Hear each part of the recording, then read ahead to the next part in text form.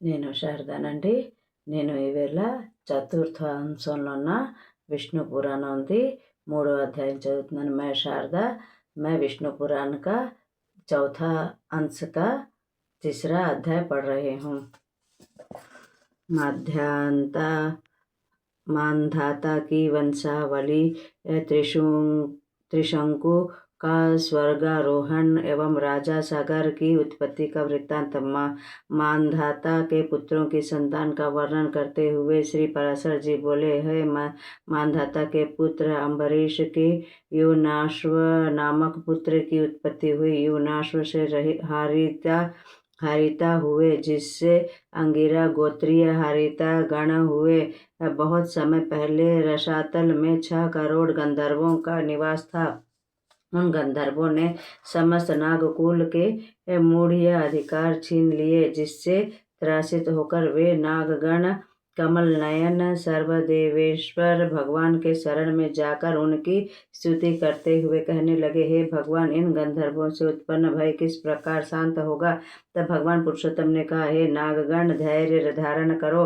युवनाश्व के पुत्र मंधाता के पुत्र पुरुकुत्स के तन में प्रविष्ट होकर मैं समस्त गंधर्वों का नाश करूंगा। तत्पश्चात सभी नागगण भगवान को प्रणाम करके चले गए और पुरुकुत्स को लाने के लिए अपनी बहन नर्मदा को प्रेरित किया, जो पुरुकुत्स की स्त्री थी। नर्मदा उसे पुरुकुत्स को रसातल में ले गई। रसातल में पहुँच कर पुरुकुत्स ने भगवान के तेज बल से युक्त होकर गंधर्वों का वध कर डाला और अपने नगर लौट आए। उस घड़ी नागों ने नर्मदा को यह वरदान प्रदान किया कि वह जो कोई प्राणी तेरा स्मरण करते हुए तेरा नाम लेगा, उसे सर्प विष का भय नहीं होगा। इस संबंध में यह श्लोक है, नर्मदायै नमः प्राते नर्मदायै नमे निशि नमोड़तु नर्मदे तुभ्यं त्राहि माम विष सर्पतः। अर्थात नर्मदा को प्रातः काल नमस्कार है तथा रात्रि काल में भी नर्मदा को नमस्कार है। हे नर्मदे, तुम्हें बारंबार नमस्कार है। तुम सर्प और उसके विष से मेरी रक्षा करो। इस श्लोक का उच्चारण करते हुए अंधकार में जाते हुए भी सर्प नहीं काटता तथा उसका स्मरण करने से भोजन के समय खाया हुआ विष भी घातक नहीं होता। और पुरुकुत्स ने नागों को यह वरदान दिया कि तुम्हारे वंश का अभी कभी अंत नहीं होगा। पुरुकुत्स ने नर्मदा से त्रयोदस्यु नामक पुत्र उत्पन्न किया। उससे अनारण्य हुआ, जिसे दिग्विजय करते समय रावण ने मारा था।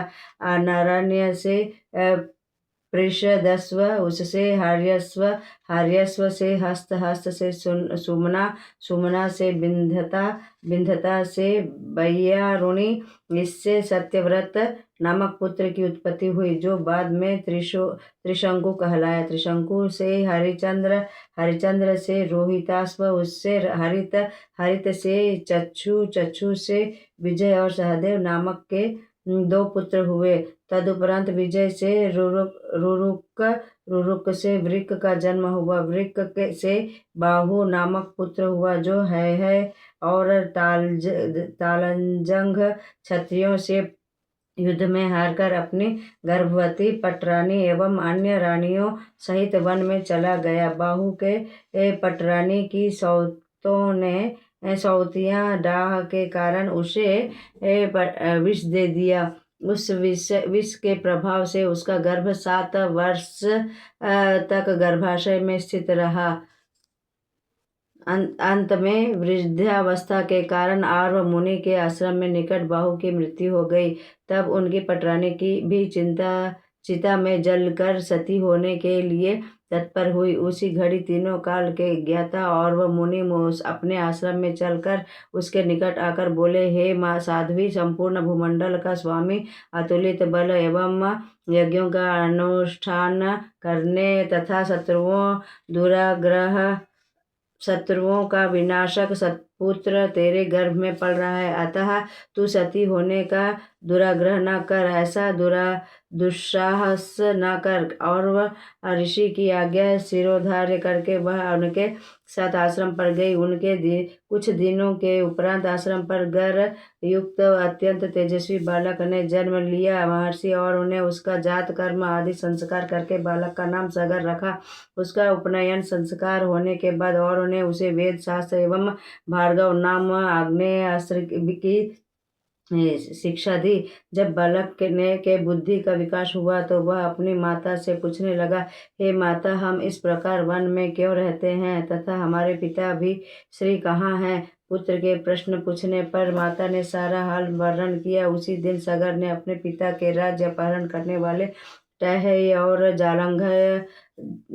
तालंजंग क्षत्रियों को मार डालने की प्रतिज्ञा ली और उन्हें नष्ट कर डाला। तत्पश्चात शक, यवन, काम्बोज, पारण, पलहव आदि घायल होकर सगर के कुल गुरु वशिष्ठ जी की स्मरण में गए। तब वशिष्ठ जी ने सगर से कहा, हे पुत्र, इन जी मरे हुए के समान प्राणियों का पीछा करने से क्या लाभ? तुम्हारी प्रतिज्ञा पूर्ति के लिए मैंने इन्हें स्वधर्म और द्विजातियों के संसर्ग से वंचित कर दिया हूँ। राजा सगर ने वशिष्ठ जी की आज्ञा पालन की और यवनों, शंकों, पलहवों आदि को अर्ध मुंडित करवाकर उनके वेश बदलवा दिया और स्वधर्म छोड़ देने के कारण ब्राह्मणों ने भी उनका परित्याग कर दिया। तत्पश्चात राजा सगर अपनी राजधानी आकर सुखपूर्वक शासन करने लगे। मैं शारदा में चतुर्थ अंश का 3य अध्याय विष्णु पुराण का समाप्त कर रही हूँ।